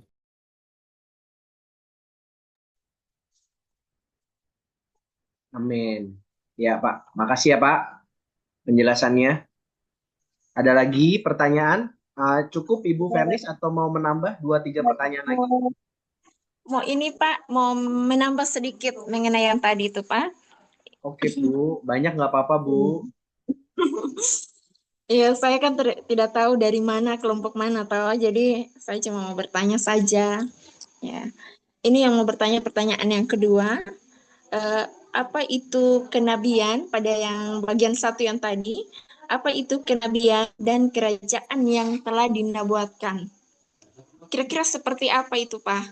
Kerajaan, kenabian dan kerajaan yang dinubuatkan. Kerajaan, Pak, tadi. Istilah bukan. Di bagian mana itu, Pak? Yang kerajaan yang dinubuatkan.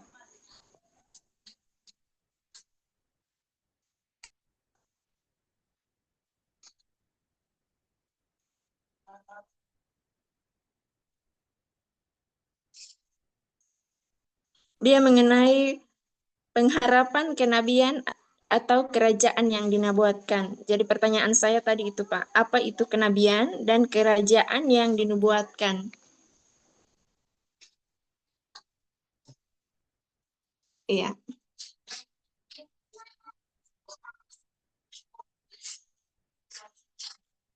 Silakan, Pak. Pak Kevin. Iya, bagian itu, Pak.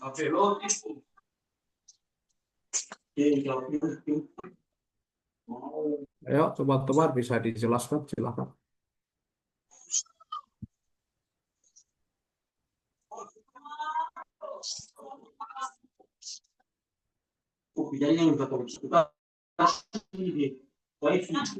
Ya. Saya boleh coba ya, Pak John. Iya, Pak David. Ya. Jadi Nabi itu adalah messenger, pembawa pesan dari Tuhan itu sendiri. Apa yang Tuhan ingin waktu itu Nabi sampaikan, seperti Yeremia, Yehezkiel kepada umat Israel waktu itu. Kita tahu pada waktu itu pembuangan di Babel. Jadi orang-orang bangsa Israel ingin sekali kerajaan mereka dipulihkan. Nabi memberi harapan ada pemulihan kerajaan. Nah, makanya inilah pesannya yang diterima oleh bangsa Israel, kerajaan fisik. Sedangkan di perjanjian Daud, kerajaannya itu adalah kerajaan yang kekal. Yang sekali lagi di perjanjian baru adalah pemerintahan Allah lewat Kristus. Itu sih, Bu. Thank you.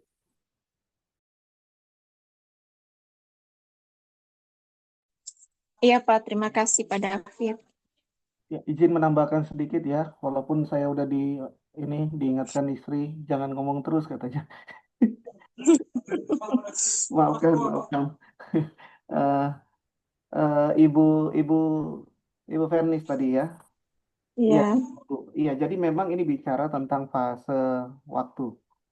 Iya. Jadi kalau kita lihat bahwa covenant juga ada fase-fasenya yang kita bisa temukan di dalam Alkitab, juga fase Allah menyatakan dirinya secara khusus tema kerajaan ini pun bisa terlihat di dalam yang tadi saya katakan dan Pak John katakan pola itu. Mungkin saya bisa berangkat dari ini ya, biar mudah ya. Dari Ibrani pasal 1 ayat 1. Di sana dikatakan, setelah pada zaman dahulu Allah berulang kali dalam pelbagai cara berbicara kepada nenek moyang kita dengan perantaraan nabi-nabi. Maka pada zaman akhir ini ia telah berbicara kepada kita dengan perantaraan anaknya yang telah ia tetapkan sebagai yang berhak menerima segala yang ada. Oleh dia Allah telah menjadikan alam semesta.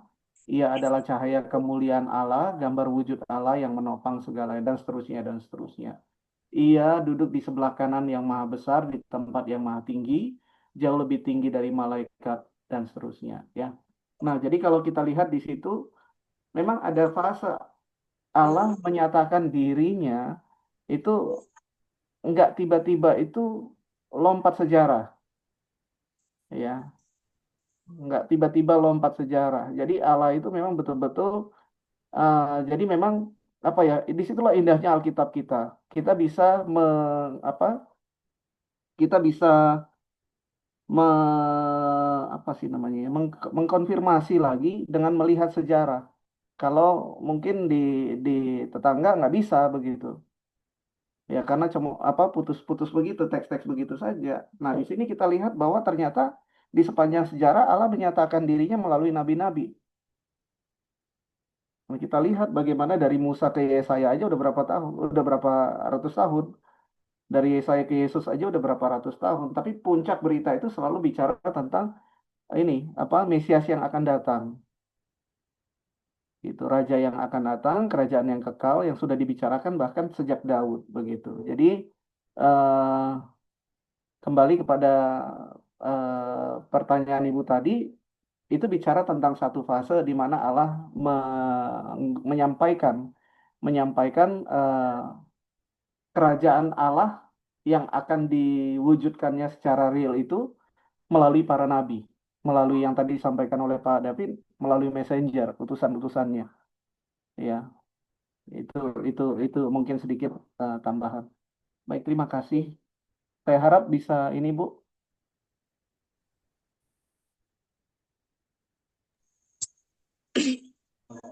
Sudah Ibu, ada tadi Iya, sepertinya, oh Bu, biar yang lain juga kebagian. Tadi saya lihat ada iya, Pak Narto. Mungkin begitu dulu ya Ibu. iya Pak, Bisa terima nanti kasih. Ibu bisa japri di grup Bu atau ngomong sama langsung ke Pak John atau Pak Toga, nanti langsung dapat informasi lengkap sama mereka kalau butuh informasi. Sekarang tadi saya Iya. lihat ada Pak Albertus Sunarto mau bertanya begitu ya Pak, silakan. Dan Bu Mary. Oke, ya. Terima kasih Pak Kelvin waktunya. Terima kasih grup 1, thank you Pak John yang sudah mempresentasikan dengan jelas ya tentang kerajaan Allah dari perjanjian lama sampai ke dalam perjanjian baru. Saya ada mau bertanya nih Pak tentang percakapan Nikodemus dengan Tuhan Yesus ya Pak ya. Waktu itu di Yohanes 3 ada dua statement Tuhan yang mungkin butuh penjelasan dari Bapak. Ya, Yohanes 3 yang ayat 3 dikatakan di situ kalau orang tidak dilahirkan kembali tidak dapat melihat kerajaan Allah. Dan yang di ayat 5-nya dikatakan tidak masuk ke dalam kerajaan Allah. Pertanyaan saya, apakah itu statement yang alegori atau emang itu literal atau sebenarnya sama? Mungkin bentuk penulisannya aja yang berbeda. Nah, mohon penjelasannya juga, kalau emang itu alegori atau literal, apakah ada nanti orang yang hanya melihat kerajaan Allah, terus satunya lagi orang yang masuk ke dalam kerajaan Allah? Itu Pak yang saya coba tanyakan ke Bapak dan juga kelompok saya. Terima kasih Pak.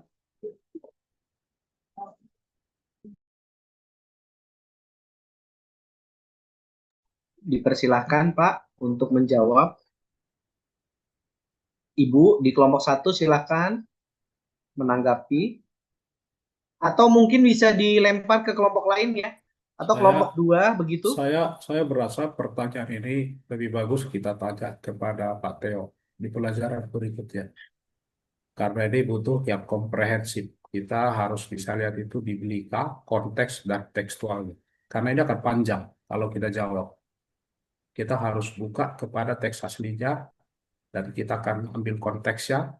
Karena tadi pertanyaannya juga, apakah ini metafora atau literal? Ini akan panjang. Saya berasa tidak cukup waktu untuk kita menjawab ini dalam waktu 10-15 menit. Oke Pak. Thank you.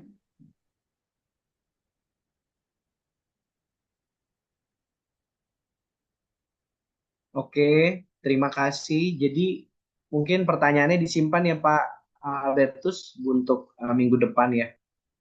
Terima kasih Bu Mary, silakan untuk bertanya ya. Thank you Pak Kelvin.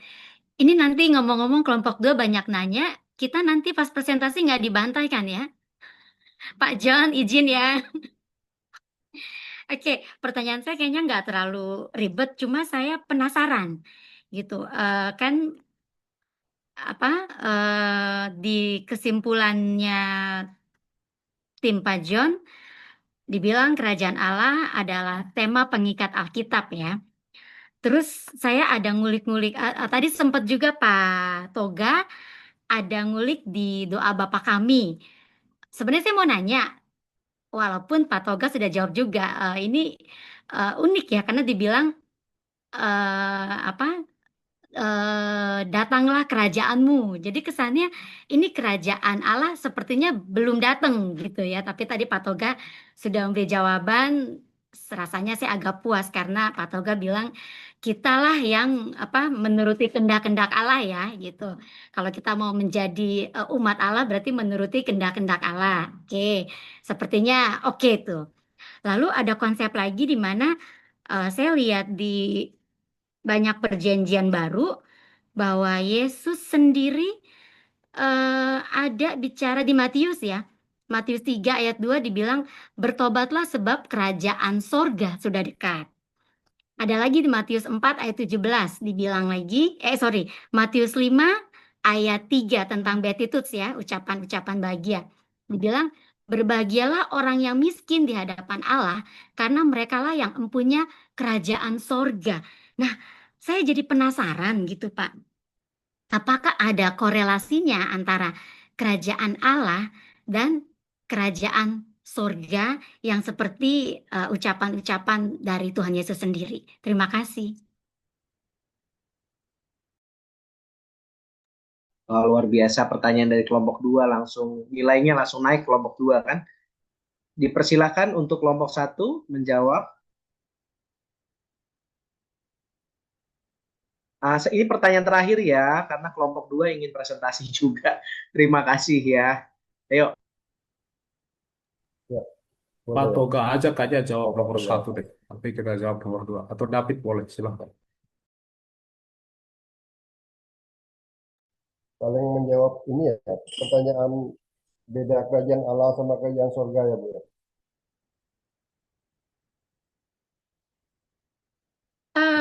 Saya juga kurang tahu apakah beda atau tidak. Nah, menurut pandangan kelompok Itu 1 pertanyaannya. gimana?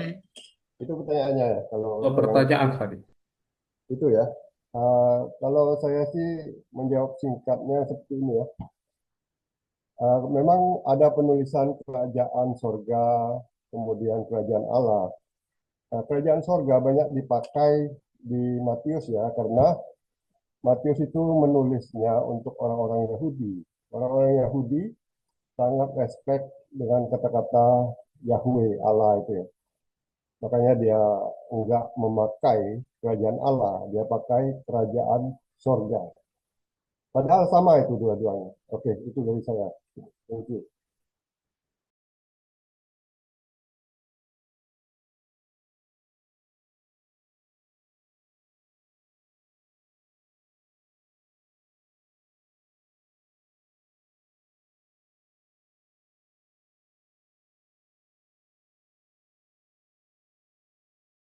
Gimana Bu Mary? Puas dengan jawabannya Pak David? Kalau di perjanjian baru selain di Matius, di Halo? halo Pak, di 2 Timotius di situ juga ada dibilang bahwa kata-kata dibilang kayak sehingga aku masuk ke dalam kerajaannya di sorga.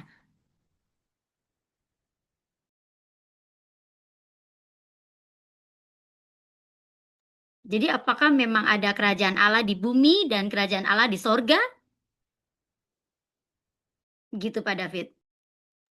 Sebenarnya tadi udah kita jelaskan dalam konsep sudah dan akan. Jadi tadi kerajaan Allah ditegaskan di perjanjian baru ketika pertama kali bertobatlah sebab kerajaan sorga sudah dekat, itu kan Yohanes Pembaptis. Dia berbicara mengacu kepada Yesus. Kemudian Yesus sendiri mengacu kepada dirinya. Makanya dibilang kerajaan sorga sudah datang. Dialah yang bawa tadi dibilang Pak Toga, kehendak Tuhan itu ke sini. Nah, kemudian kalau tadi pertanyaan Ibu Mary, ya saat ini kerajaan sorga itu sedang berlangsung di sini melalui tadi manifestasi di mana kehendak Tuhan ditegakkan oleh Yesus.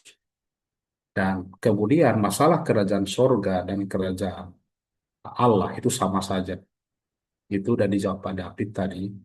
Karena penulisan kepada bangsa Yahudi itu berbicara, tidak mungkin kita sebut kerajaan Allah. Itu penghinaan kepada Tuhan karena mereka sendiri kan nggak mau menyebut, makanya itu. Makanya kalau di Lukas dia bisa pakai kerajaan Allah yang lain. Tapi kalau dibilang tadi di Timotius kerajaan sorga itu bolak-balik. Kita harus cari konteks pemakaiannya. Untuk pengharapan masa depan, ini kan kerajaan Allah ini sebenarnya lebih banyak berbicara pengharapan masa depan. Jadi wajar aja kalau kita bicara kerajaan Allah, tahta Allah di surga, kerajaan Allah di sorga, itu Bapa surgawi kan gitu, Bapa di sorga. Apakah benar Bapa di sorga? Bapa juga ada di sini. Kalau itu kan, ini kan satu hal kita melihat tentang menatap ke masa depan sebenarnya. Jadi itu lebih kepada pemakaian itu. Jadi sebenarnya tidak ada yang membingungkan. Nanti mungkin kita bisa perdalam lagi di materinya. Oke, tadi dibilang Pak Toga, sebenarnya harusnya clear waktu dia katakan tadi, uh, datanglah kerajaanmu, ya kan? Itu kan tadi yang dibilang puisi Ibrani. Yang di Lukas tuh hanya dua, di sini ditegaskan lagi. Jadi, ya kan, dikuduskanlah namamu, berbicara kepada dia. Kemudian datanglah kerajaanmu. Jadilah kehendakmu. Itu kan penegasan bertingkah sebenarnya. Jadilah kehendakmu di sini. Itu sebenarnya yang ditekankan di situ. Makanya manifestasinya bukan kerajaan fisik, bukan teritori. Nah, nanti kalau kita lari ke sana, itu yang salah dipahami uh, oleh Yahudi ya. Jadi kemarin minggu lalu ya kalau nggak salah kita sempat bicara kerajaan itu. Itu mungkin menurut saya, tapi kalau kita mau komprehensif, apa yang kami jelaskan kali ini juga analisa dasar. Ini butuh sekali jauh, karena kalau kita tadi kayak Panato masuk kerajaan Allah itu akan banyak kita. Ini hanyalah analisa singkat, analisis singkatnya kita aja secara tekstual dan konteks. Thank you.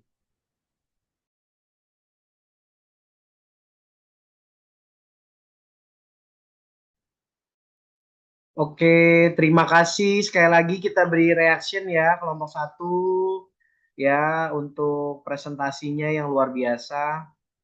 Dan pastinya kita semua mendapatkan hikmat ya, dari penjelasan dari senior-senior ini semua ya. Oke, sekarang kesempatan untuk kelompok 2 ya. Nah, ini sebenarnya kelompok 2 yang memimpin kami Bapak Frans. Hanya saja Bapak Frans hari ini berhalangan. Tapi kita akan coba ya. Kita akan coba presentasi dan kita juga akan menjelaskan secara apa yang kami sudah siapkan ya, agar kita semua juga sama-sama bisa diskusi begitu ya. Karena ini tujuan kita mau diskusi bersama. Oke, mungkin di awal saya akan jelaskan bahwa di kelompok kami ada 7 orang. Ya, ada saya, Bapak Frans, Ibu Mary, ada Bapak Edu, Pak Edward dari Jambi ya, Pak Joni, Pak Reinhard, dan Bapak David Siliwi ya. Kita akan secara biblika menjelaskan konsep keselamatan dalam Perjanjian Lama dan Perjanjian Baru. Sebenarnya tadi ada banyak yang sudah disinggung ya oleh kelompok 1 mengenai kerajaan ya. Pastinya kita semua juga sama-sama belajar banyak ya dari apa yang sudah disimpulkan. Kita mungkin akan membahas dengan cepat aja. Nah, ini gambaran kami ya secara biblika. Apa itu keselamatan ya? Jadi keselamatan itu bermula dari inisiatif Allah. Jadi ini bukan bicara kemampuan manusia, tapi inisiatif Allah, karena Allah itu Savior ya, Goel, Allah sendiri menunjukkan rasa tanggung jawabnya ya kepada ciptaannya, seperti yang kita sama-sama sudah dapat ya dari Bapak Theo Thomas. Begitu, dilanjutkan presentasi oleh Bapak Edu. Ya, terima kasih Pak Kelvin. Jadi arti keselamatan kita bagi dua. dari sisi perjanjian lama dan juga dari perjanjian baru. Keselamatan dari perjanjian lama yang kita gali, yang kita lihat itu adalah Yeshua.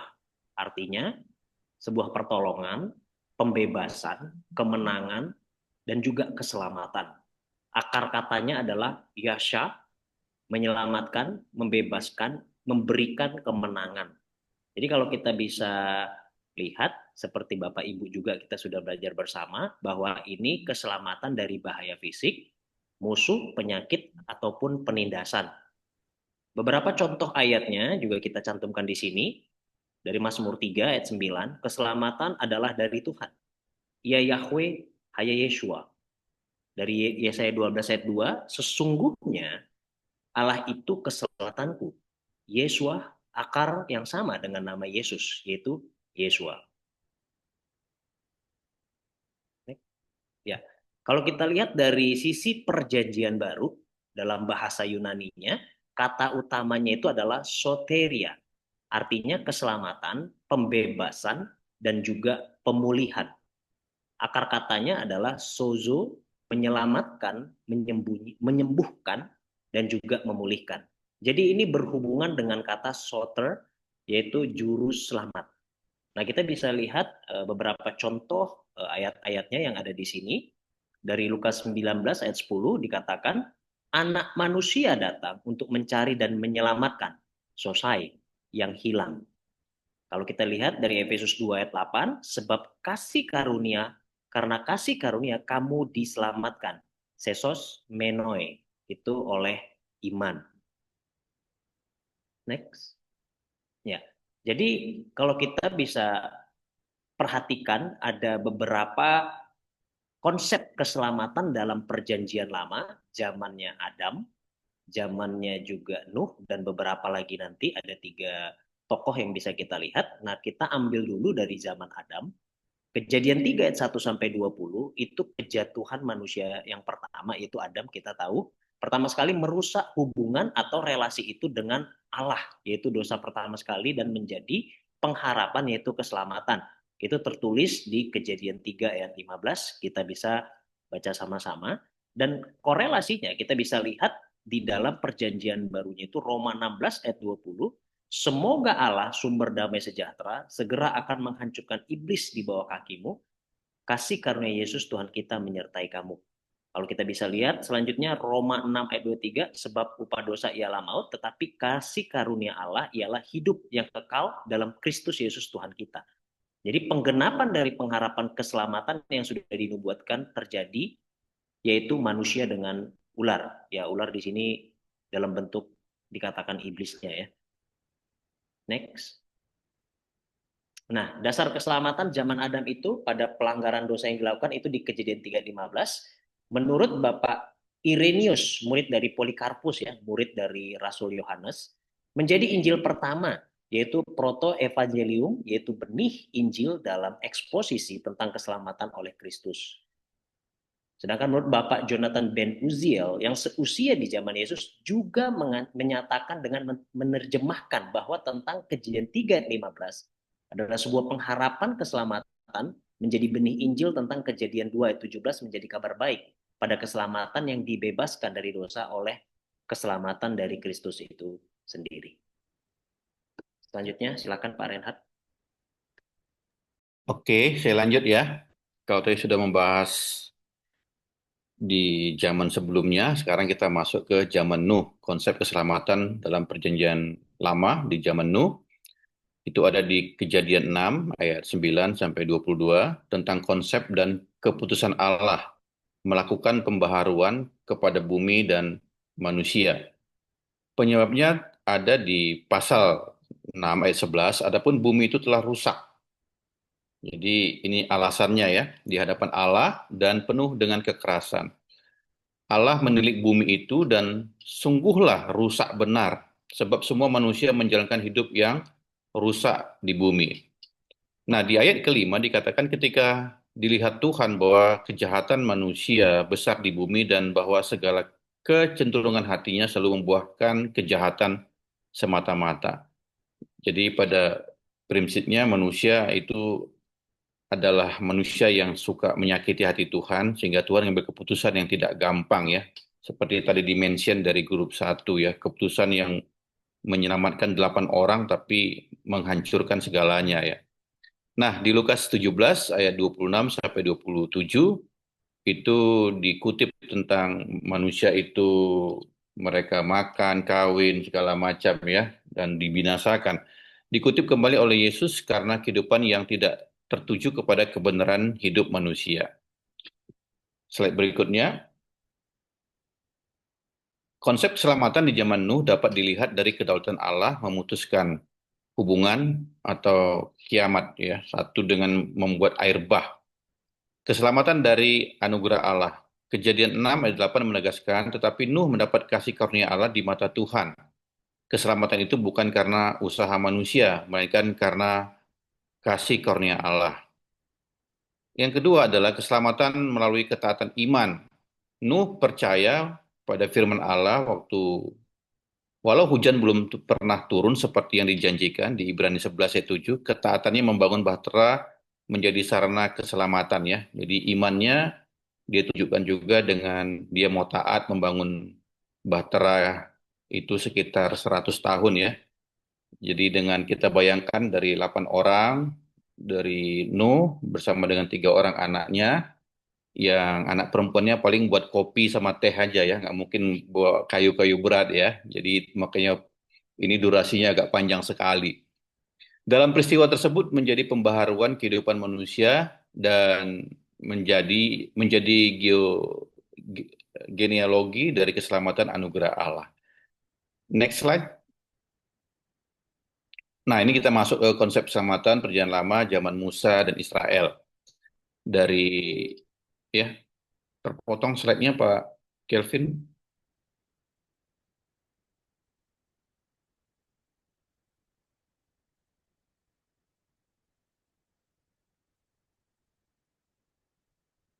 Oke.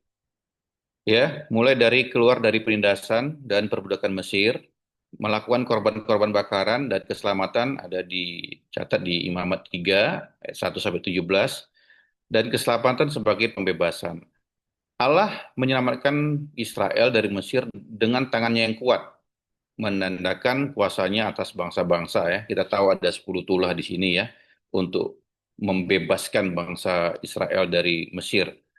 Keselamatan sebagai pembebasan, pemeliharaan, dan penggenapan janji di Keluaran 12, Keluaran 14, Ibrani 4. Dan di Keluaran 14 ayat 13 dikatakan, jangan takut, berdirilah tetap, dan lihatlah keselamatan dari Tuhan. Dan di Ulangan 7 ayat 8, sebab Tuhan mengasihi kamu dan memegang sumpah yang diikrarkannya. Jadi Tuhan sangat penuh dengan kuasa di sini ya, untuk bisa menyelamatkan bangsa Israel yang sudah lama 400 tahun di Mesir, dan mereka juga buat jahat juga ya, tapi Tuhan dengan inisiatifnya memakai Musa dan Harun untuk bisa memberikan keselamatan keluar dari bangsa Mesir. Dan slide berikutnya dilanjutkan oleh rekan saya, dipersilakan. Terima kasih Pak Reinhard. Saya lanjutkan ya. Konsep keselamatan dalam perjanjian baru yaitu grand design dari Allah sendiri melalui Yesus Kristus. Soteriologi. Soteriologi berasal dari bahasa Yunani, soteria yang artinya keselamatan. Logos berarti firman, ajaran, atau studi. Jadi soteriologi adalah cabang teologi yang mempelajari tentang keselamatan. Asal-usulnya, cara Allah mengerjakannya, peran Kristus, karya Roh Kudus, serta respon manusia terhadap anugerah itu sendiri. Next, please. Konsep keselamatan dalam perjanjian baru yaitu keselamatan adalah anugerah dari Allah ya. Tertuang di buku Efesus pasal 2 ayat 8 sampai 10 terjemahan baru yang isinya, sebab karena kasih karunia kamu diselamatkan oleh iman. Itu bukan hasil usahamu, tetapi pemberian Allah. Itu bukan hasil pekerjaanmu. Jangan ada orang yang memegahkan diri, karena kita ini buatan Allah, diciptakan dalam Kristus Yesus untuk melakukan pekerjaan baik yang dipersiapkan Allah sebelumnya. Tuhan mau supaya kita hidup di dalamnya. Next slide. Keselamatan dalam perjanjian baru berikutnya, Yesus memberikan hidup kekal. Tertuang di kitab Injil Yohanes ya, pasal 10 ayat 28 sampai 30. Terjemahan barunya, dan aku memberikan hidup yang kekal kepada mereka, dan mereka pasti tidak akan binasa sampai selama-lamanya, dan seorang pun tidak akan merebut mereka dari tanganku. Bapakku yang memberikan mereka kepadaku lebih besar daripada siapapun, dan seorang pun tidak dapat merebut mereka dari tangan Bapa. Aku dan Bapa adalah satu. Jadi Yesus yang memberikan hidup kekal.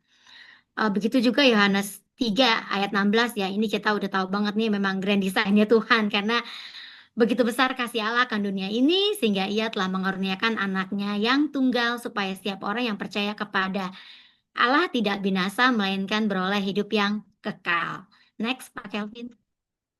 Berikutnya, keselamatan dalam perjanjian baru, Yesus adalah satu-satunya perantara. Tertuang di kitab 1 Timotius pasal 2 ayat 5 sampai 6. Karena Allah itu Esa, dan Esa pula Dia yang menjadi pengantara antara Allah dan manusia, yaitu manusia Kristus Yesus, yang telah menyerahkan dirinya sebagai tebusan bagi semua manusia. Itu kesaksian pada waktu yang ditentukan. Next.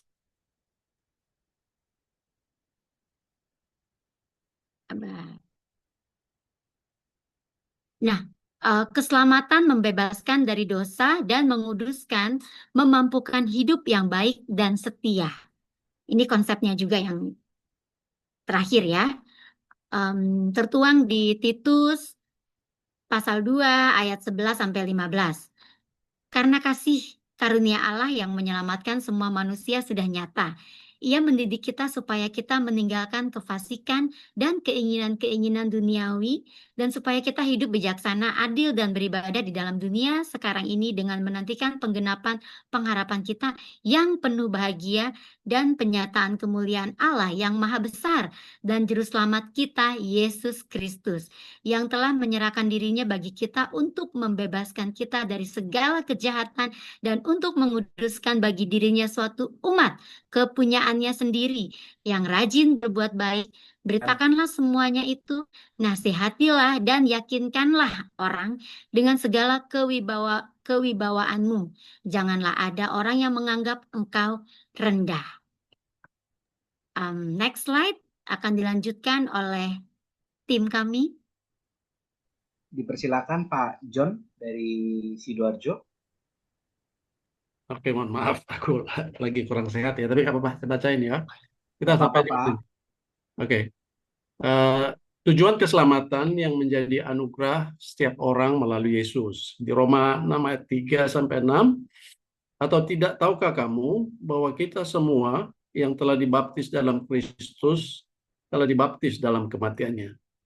Dengan demikian kita telah dikuburkan bersama-sama dengan Dia oleh baptisan dalam kematian, supaya sama seperti Kristus telah dibangkitkan dari antara orang mati oleh kemuliaan Bapa, demikian juga kita akan hidup dalam hidup yang baru. Sebab jika kita telah menjadi satu dengan apa yang sama dengan kematiannya, kita juga akan menjadi satu dengan apa yang sama dengan kebangkitannya. Karena kita tahu bahwa manusia lama kita telah turut disalibkan, supaya tubuh dosa kita hilang kuasanya, agar jangan kita menghambakan diri lagi kepada dosa. Next. Tujuan keselamatan yang menjadi anugerah setiap orang melalui Yesus. Di Kisah Rasul pasal 2 ayat 38-39, ya, jawab Petrus kepada mereka, bertobatlah dan hendaklah kamu masing-masing memberi dirimu dibaptis dalam nama Yesus Kristus untuk pengampunan dosamu, maka kamu akan menerima karunia Roh Kudus. Sebab bagi kamulah janji itu, dan bagi anak-anakmu, dan bagi orang yang masih jauh, yaitu sebanyak yang akan dipanggil oleh Tuhan Allah kita. Ya, Tuhan memberi penebusan, Tuhan memberi kita kebebasan untuk menjalani kehidupan yang penuh harapan dan cinta. Poin penting yang mengenai keselamatan dan perjanjian baru adalah pertama pertobatan atau mengakui dosa-dosa kita dalam hidup yang berubah dengan menunjukkan buah-buah roh. Ya, di Roma 12 ayat 2, Matius 3 ayat 8, pembaptisan yaitu memberi dibaptis sebagai bukti percaya dan beriman kepada Yesus Kristus di Efesus 4 ayat 5, Kisah 2 ayat 38. Kita perlu mengerjakan keselamatan dengan takut dan gentar di Filipi 2 ayat 12 dan memberitakan keselamatan atau Kristus Sang Juru Selamat sampai ke ujung bumi. Matius 28, 19, 20. Lanjut ya, yang lain. Ya, terima kasih Pak John. Ya, kesimpulan kami ya tadi sudah disampaikan oleh saudara-saudari kita semua bahwa keselamatan itu adalah murni anugerah daripada Tuhan, ya. Dan kalau kita simpulkan seperti ini ya, bagaimana ada buah yang Tuhan kerjakan dan ada hal yang juga ditunjukkan ya. Ini nggak perlu saya bacakan ya, nanti saya bagikan saja. Ini kita semua pasti sudah sama-sama mengerti ya. Ada berupa lambang, korban, kemudian bahtera, anak domba, dan terakhir perjanjian baru Yesus sendiri ya, menjadi manusia untuk menebus dosa kita. Nah, kemudian ini di akhir ya, kami mau menyimpulkan begini, hubungan keselamatan dalam perjanjian lama dan baru ya. Jadi di perjanjian lama, Yesuah sendiri itu artinya pertolongan, pembebasan, dan kemenangan. Memang fokusnya pada saat itu kalau kita lihat, kita baca sejarahnya dari firman Tuhan, fokusnya fisik ya, nasional ya. Mereka Allah sendiri memilih bangsa Israel ya untuk memberikan penebusan, pertolongan ya, sehingga bangsa Israel menjadi role model pada saat itu ya. Nah, sumbernya apa Tuhan ya. Kemudian kalau dalam perjanjian baru ya dikatakan soteria ya, artinya apa? Keselamatan, pemulihan, pembebasan. Nah, ini lebih ke bicara ke fokusnya ke kekekalan ya, rohani ya, sumbernya Yesus Kristus. Nah, jadi semua mengarah ke penggenapan keselamatan. Nah, jadi kita sama-sama yakini ya bahwa seperti yang Bapak Theo Thomas sampaikan kepada kita semua, ada kebebasan yang diberikan kepada manusia dan ada tanggung jawab yang setiap manusia perlu ambil untuk menerima keselamatan yang Tuhan berikan. Meskipun kalau kita lihat secara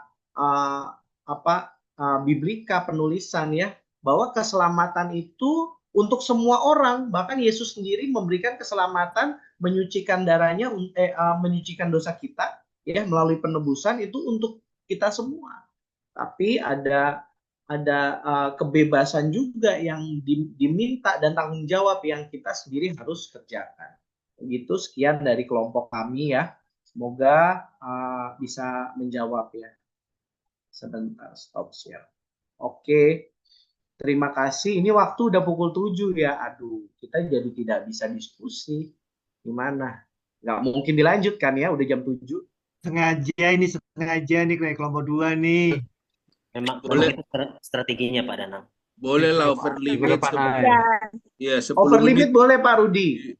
Kalau saya boleh, setengah jam juga boleh. Tapi Oh, gitu. tergantung Iya, kepada boleh. rekan-rekan. Nah, Karena yang di timur-timur ini Pak, udah malam Pak.